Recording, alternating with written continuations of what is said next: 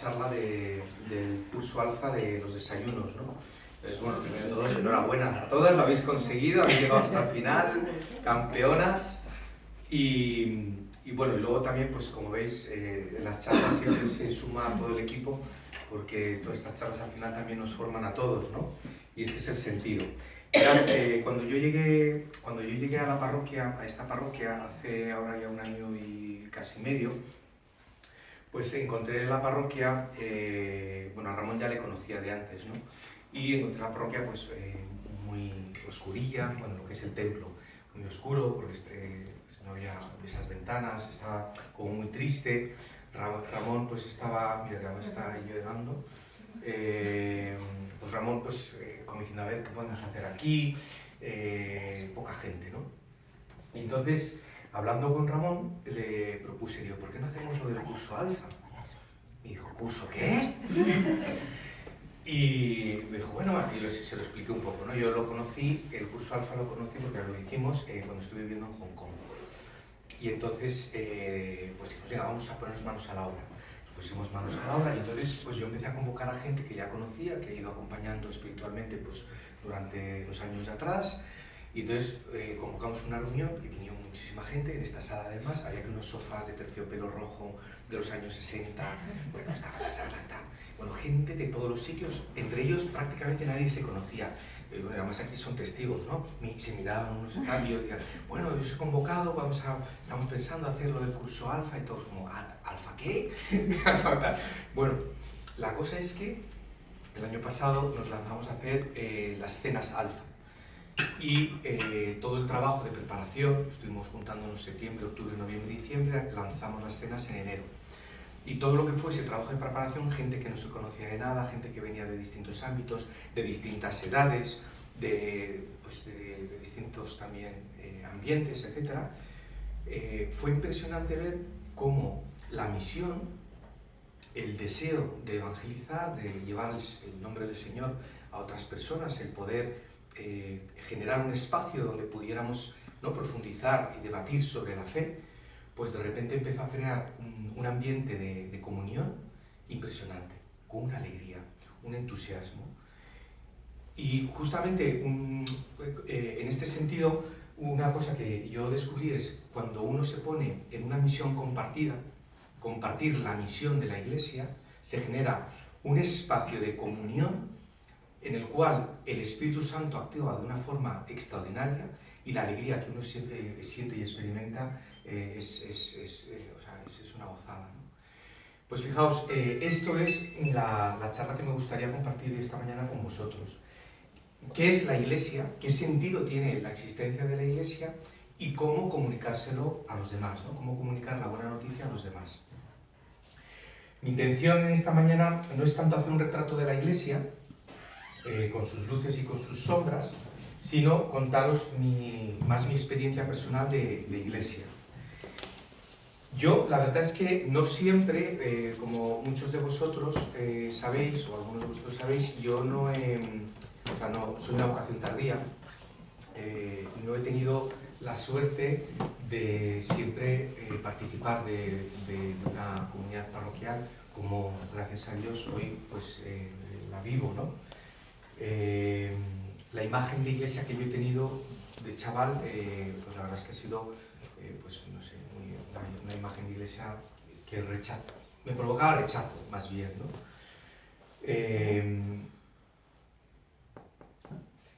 ¿Qué falsas imágenes hay de la iglesia? Es decir, ¿qué no es la iglesia, pero que está en las mentes de las personas y lo vivimos y la gente te lo cuenta, ¿no? Desgraciadamente hay una imagen de iglesia que muchas veces no atrae nada. Y cuando la imagen de la iglesia no atrae, eso no es iglesia. Porque yo lo que me he dado cuenta es que en la medida que me he puesto manos a la obra con mucha gente, porque al final somos todos, a construir el deseo de Jesús de formar iglesia, es tan atractivo.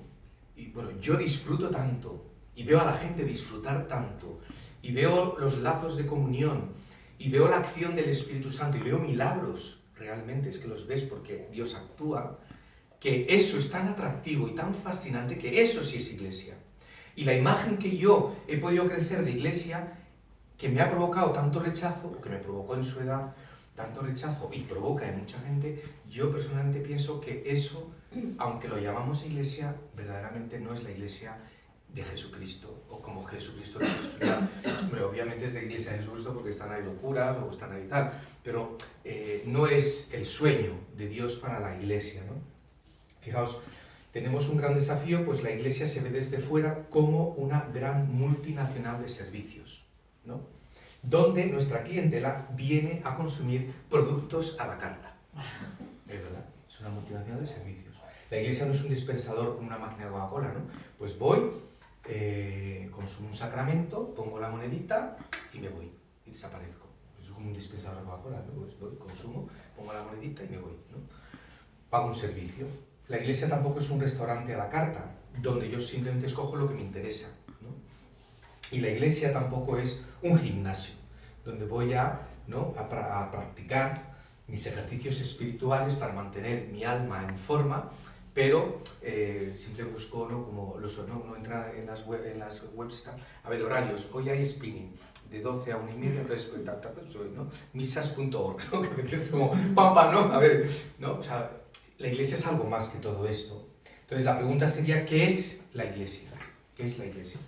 Pues la palabra iglesia es una palabra de origen griego que se escribe eclesia, ¿no? Seguro que la hemos oído todos. Significa asamblea, reunión de personas, pueblo reunido. Dios es quien convoca.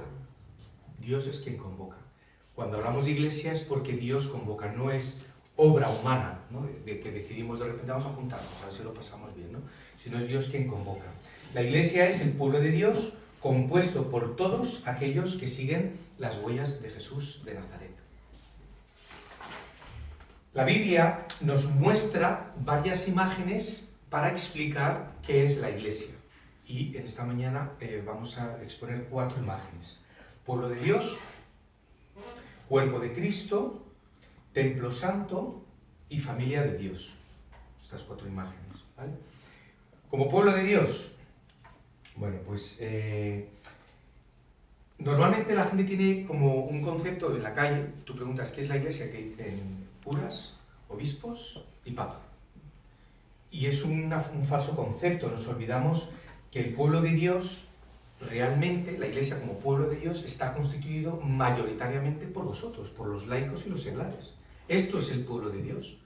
Y al pueblo de Dios se le suman los sacerdotes y las monjas, que somos la minoría, ¿no? Pero el pueblo de Dios es todos aquellos que nos ponemos en marcha, nos juntamos para celebrar a Jesucristo. Y todos somos iglesias. En este año de trabajo, una de las invitadas en el año pasado contaba que cuando participaba de la Eucaristía dominical, que se reza, sabéis que los domingos en un colegio se reza el credo, y fiestas solemnes, fiestas de guardar, ¿no? Pues decía que cuando llegaba en el momento del credo, cuando decía creo en la Santa Iglesia Católica, ¿no? Ella en esa profesión de fe se callaba, porque pensaba que esto era para los curas, para las monjas. Ella no sentía que creía en la Iglesia.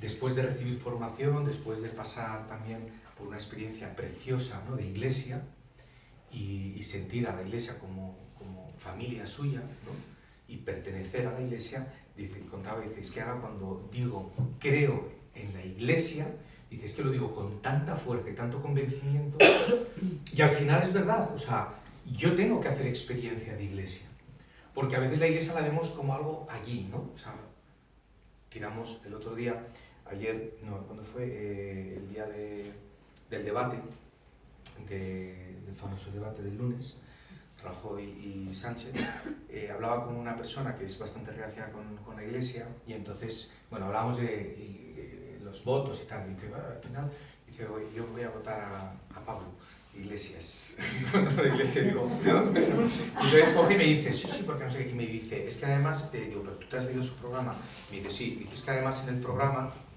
dice que lo que quieren es quitarle todos los privilegios a la Iglesia.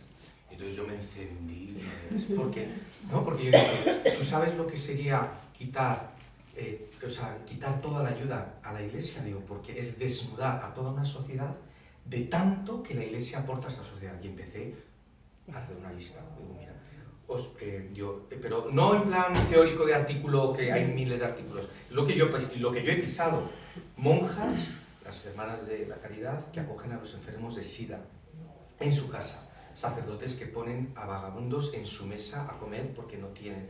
Caritas, que aquí, por ejemplo, en esta parroquia, o sea, la ayuda que hacemos.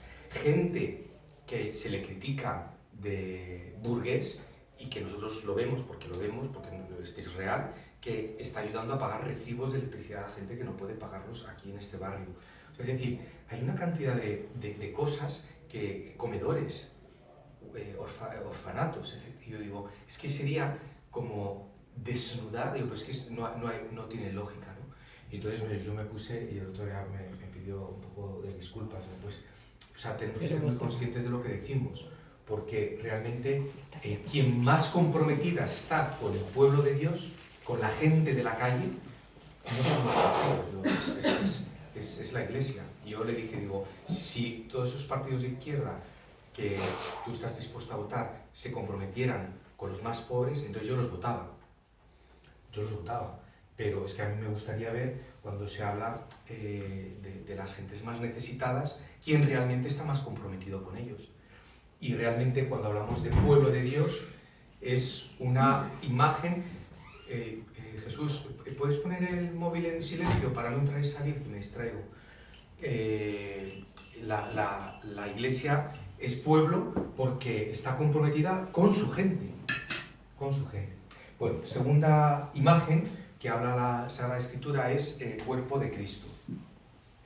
San Pablo dice en 1 Corintios, una de las cartas que escribe, dice: del mismo modo que el cuerpo es uno y tiene muchos miembros, y todos los miembros del cuerpo, por muchos que sean, no forman más que un cuerpo. Así también es Cristo. Es decir, que por muchos miembros que tengamos, que cada uno tiene su autonomía, en el fondo todos somos parte de un solo cuerpo, en el cual todos respondemos a las órdenes de la cabeza. La imagen de la Iglesia es esa: muchos miembros y una sola cabeza, que es Cristo, ¿no? Como cada miembro del cuerpo, cada cristiano tiene una función única y necesaria para el bien funcionamiento del cuerpo. La pregunta que uno se puede hacer es: ¿y qué parte del cuerpo soy? ¿O de la Iglesia soy? ¿No? Que puede ser también pregunta de debate. Dios da a cada uno un papel distinto en la Iglesia. Cada uno tiene un carisma. O sea que es una labor y una tarea personal el descubrir cuál es ese carisma. Un carisma es un don que da el Espíritu Santo a cada persona desde el momento del bautismo. Ese don hay que descubrirlo, hay que desenterrarlo, hay que despolvorearlo y desplegarlo. Pero eso también es tarea nuestra. El don está dado. La tarea es mía como responsabilidad también de cristiano, ¿no? Todas las tareas son importantes e imprescindibles. Si alguien no hace su parte, todo el cuerpo se resiente. Pues esto es según pasa aquí. Si aquí no calientan el café, la invitada se resiente, ya no escucha bien la charla. Si las galletas de chocolate no están puestas en la mesa, ¿no? Pues aquí cada uno en el fondo tiene una labor. Y qué bonito es cuando el cristiano despierta a ese don, lo desarrolla y se pone en función. Yo creo que la Iglesia sería otra Iglesia si todos los cristianos fueran descubriendo cuál es el carisma, el don que el Espíritu Santo les ha dado a cada uno y lo pudieran desplegar, ¿no?, al servicio común de todos, ¿no? Me viene a la cabeza un cuento que nos contó Ramón el año pasado, que es divertidísimo, tan divertido, y refleja mucho lo que es la imagen de la Iglesia como cuerpo. Yo lo voy a leer porque es largo y así vamos más ágiles, ¿no? En cierta ocasión, los órganos del cuerpo humano, es que esto se lo han escuchado algunos, es que es buenísimo. En cierta ocasión, los órganos del cuerpo humano se reunieron en asamblea para dilucidar cuál era el más importante y coronarle rey del cuerpo. Intervino en primer lugar el cerebro y dijo: yo soy el órgano más importante del cuerpo y por eso debo ser coronado rey del cuerpo.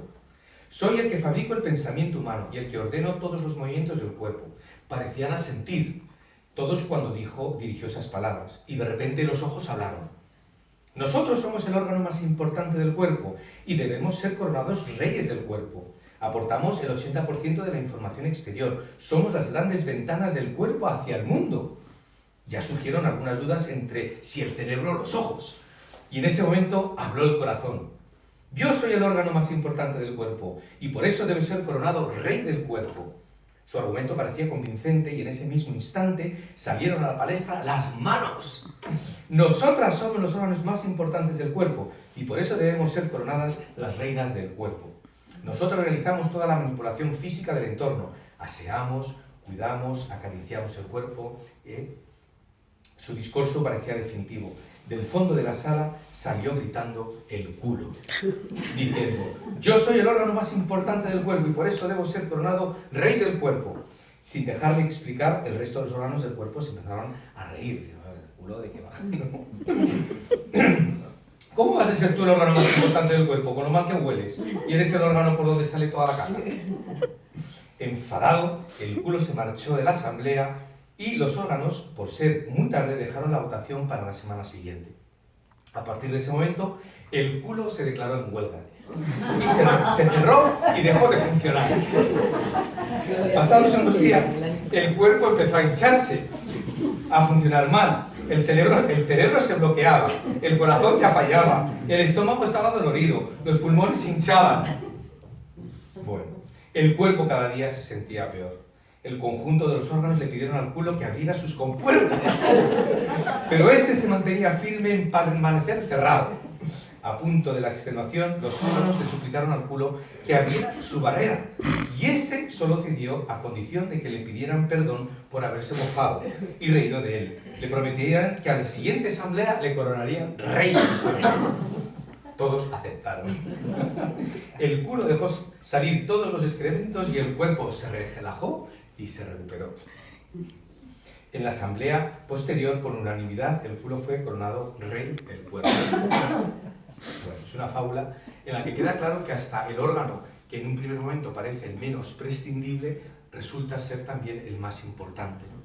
Y yo creo que esto también lo refleja muy bien San Pablo en una de sus citas cuando habla de los cuerpos y diciendo, incluso aquel miembro que parece más frágil y menos valorado también es necesario porque es miembro del cuerpo.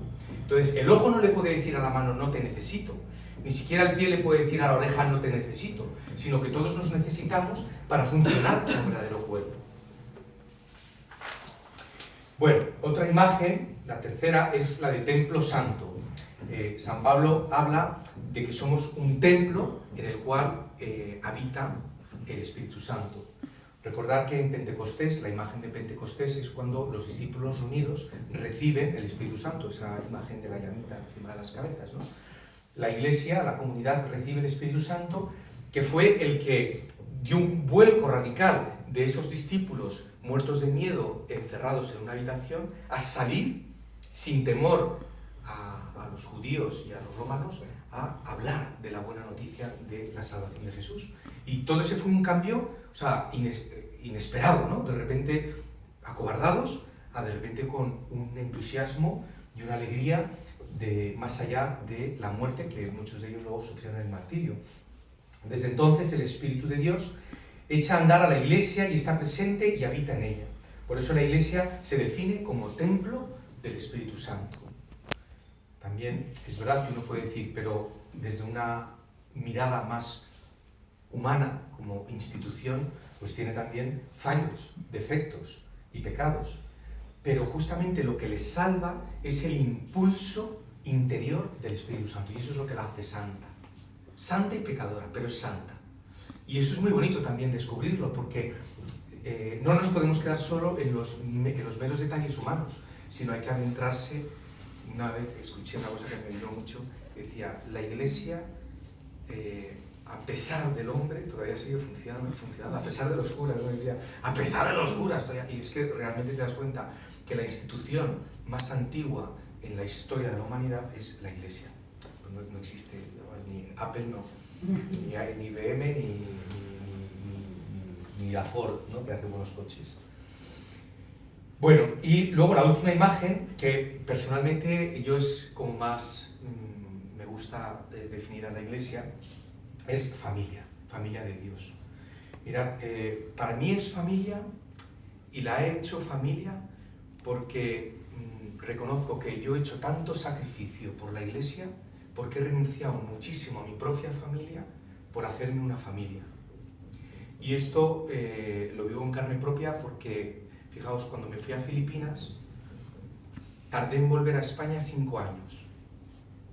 Porque la gente que estaba allí, con la que trabajábamos, había tantas dificultades económicas que yo no me podía permitir entonces gastar 1.000 euros en un billete de avión sabiendo todas las necesidades que habían allí, ¿no? A mi hermana se le descubrió un tumor que gracias a Dios resultó ser benigno y pues se barajaba la idea, ¿no?, de volver a España y renuncié. Se lo ofrecí muchísimo al Señor, oré muchísimo porque también pensé, ¿no?, que la oración podía hacer mucho más que a lo mejor mi propia presencia. Pero te das cuenta, pues yo esta mañana cuando reflexionaba sobre esta charla que escribí ayer noche, y yo pienso, digo, cuántas horas sacrificadas, cuánto tiempo entregado, cuántas veces, porque lo ves, o sea, es decir, que yo pudiendo estar muchas veces en casa viendo a mis padres o a mis hermanos, a mis sobrinos no les he visto crecer. Cuando venía a España, o sea, cuando yo ya empezaba, cuando volví a España, 8 años después de Filipinas, pues ya estaban todos en la adolescencia. O sea, son cosas que es un sacrificio muy grande, pero al final lo vives porque estás invirtiendo en tu familia. Y yo hoy, por ejemplo, aquí, ¿no?, se lo he dicho tantas veces a Lola, eres mi mamá. A Lola, a Maris también se lo he dicho, a Julia, está Julia, ¿no? Sí. A Julia, yo soy mis mamás. Y realmente yo creo que Dios te regala la capacidad de amar como a tu propia familia, a la gente, ¿no? Y para mí eso es la imagen más bonita, ¿no? Yo descubro que el gran don que hemos recibido en esta parroquia desde el curso pasado, cuando empezamos a organizar las cenas alfa, es que verdaderamente ha surgido una familia preciosa. Y además que eso se siente, se palpa. Ayer recibí un correo electrónico, fijaos qué cosa más curiosa, ayer recibí un correo electrónico de un señor que no le conozco, me escribió hace como 3 semanas diciendo, don Luis, nos conocimos en Astorga, en el encuentro de nueva evangelización que fuisteis vosotros, nos conocimos en Astorga, estuvimos hablando, no sé qué, no sé cuánto está tal, y era para una cosa de música, no sé qué, está en Alcalá de Henares. Pues yo no fui a Astorga. Digo, ¿no te estás confundiendo con Luis Nolasco? Que él sí fue, y le reenvié el correo a Luis, que efectivamente luego se pusieron. Y ayer me escribe, después de 3 semanas, y me dice, gracias por aclarar el malentendido, pensaba que eras tú, pero efectivamente era Luis Nolasco, ya me he puesto en contacto con él. Solo quería decirte una cosa, hace unas semanas fui a misa a vuestra parroquia, desde Alcalá de Henares. Fui a misa a vuestra parroquia, desafortunadamente no estabas, pero pude sentir que en esa parroquia estaba el Espíritu Santo. Vi mucha alegría.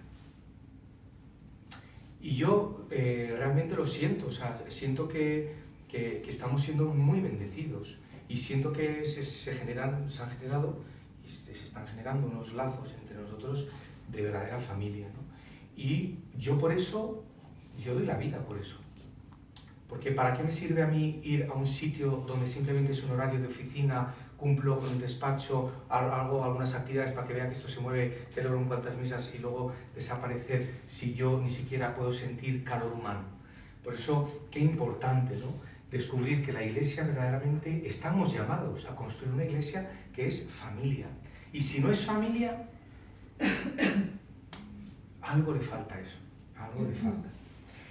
Pues mirad, esto que es tan buena noticia, porque yo creo que es lo que necesitamos todos y lo que todos anhelamos, esto que es buena noticia, el Señor nos manda a anunciarlo. El Señor manda a anunciarlo. Mirad, en Mateo 28, al final del Evangelio de Mateo, lo que la Iglesia, en la tradición de la Iglesia se ha llamado el mandato, se llama el gran mandato, entre comillas. Es como en la tradición se ha descrito el gran mandato de Jesús a todos, que es: id y haced discípulos a todas las gentes. En imperativo, id, haced discípulos a todas las gentes, bautizándolos en nombre del Padre, del Hijo y del Espíritu Santo, y enseñarles a guardar todo aquello que yo os he enseñado. Pero fijaos, esto no es optativo. Si uno cree en Jesucristo, y se pone delante de Él, ese id es imperativo para todos aquellos que somos cristianos. Y por eso la Iglesia lo ha llamado siempre como el gran mandato, no mandamiento, es el gran mandato del Señor a todos los cristianos. Pero fijaos, a mí me gustaría salir también de lo que es la dimensión del mandato imperativo. Es que es cuando tú estás gozando tanto, cuando ves tanto bien a tu alrededor, cuando ves tanta salud, porque es que hay salud espiritual y emocional, ¿cómo no voy a dar a conocer todo esto a las personas, ¿no? Yo estoy, pues vais a partir de la iglesia, pues que lo hago. O sea, me mandan, muchas veces mandan gente, ¿no? Entre vosotros y tal, oye, Luis, habla con esta persona, pues está, tal, no sé qué. Y esta semana pasada han entrado 2 personas que no son de la parroquia, que me las han mandado, gente que además incluso todos vosotros conocéis, y hemos estado hablando. Penitencia, cena alfa en enero, 14 de enero, cena alfa. O sea, penitencia es vuélvete para acá. Una persona lejísima de la iglesia. ¡Pam! ¡Hala! Porque yo veo que hay tanto bien que se da cuando se conoce un poco más a profundidad, cuando se vive. Porque el punto aquí no es simplemente que yo vengo y damos una charla, es que vivimos el sentido de iglesia, es que estamos todos en función de un mensaje. Y eso es lo que nos une, o sea, es ponernos en función de la misión. Es que no tiene otro sentido. Estos desayunos no tienen más sentido que ponernos en función de poder llevar el mensaje del Señor a otras personas. No tiene otro sentido. Porque ¿para qué nos vamos a liar a las 9 de la mañana estando aquí colocando los mantelitos? ¿Sabes? Es decir, de que no tiene ningún sentido. Pero sí que es verdad que nosotros tenemos que pensar en métodos que sean atractivos para el mundo de hoy. Pues si yo, imagínate, hace unos meses, digo, bueno, a Belén no, porque me conoce y seguro que hubiera venido, pero a muchas personas se puede decir, vente que te vamos a dar unas charlas teóricas y no sé qué, no sé cuántos y tal. Y no, pero vente a tomar un desayuno, ¿no? Tomar un café, una cena, no sé. Pues la gente se anima, ¿no? Pues fijaos, la Iglesia ha cometido un error, que es que hemos hecho de todo menos discípulos. Y de hacer discípulos. Por eso, fijaos, una de las cosas más bonitas que nosotros experimentamos en la parroquia es este sentido de ir capacitando a laicos, que sois vosotros, a poder evangelizar. Las charlas que hemos escuchado, el servicio de atender, el poder organizar las cosas, todo esto lo estáis llevando ya muchos de vosotros. Y por eso la invitación que os queremos hacer en esta mañana es, pues eso, que os sintáis invitadas, ¿no? Invitadas y sobre todo escuchando al Señor. Ayúdame a hacer discípulos, a comunicar este bien tan bonito que estáis disfrutando. Poneros al servicio, si da igual que sea aquí o allá o en otro sitio, pero al final es todos los cristianos invitados a poner al servicio de los demás el don tan grande que es la buena noticia del reino. Gracias.